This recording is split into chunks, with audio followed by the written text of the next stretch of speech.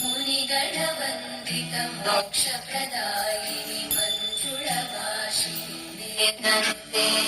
पङ्कजवासिनि देवसुपूजित सद्गुणवर्षिणि शान्तियुते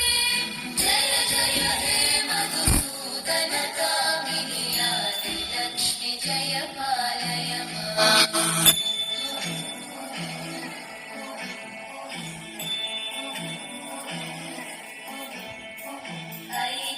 कल्मषनाशिनि कामिनि वैदिकरूपिणि वेदमयि क्षीरसमुद्भव मङ्गलरूपिणि मन्त्रनिवासिनि मन्त्रनुते मङ्गलदायिनि अम्बुजवासिनि देवगणाश्रितपादयुते जय जय हे मधुसूदन कामिनि धान्यलक्ष्मि जय पालय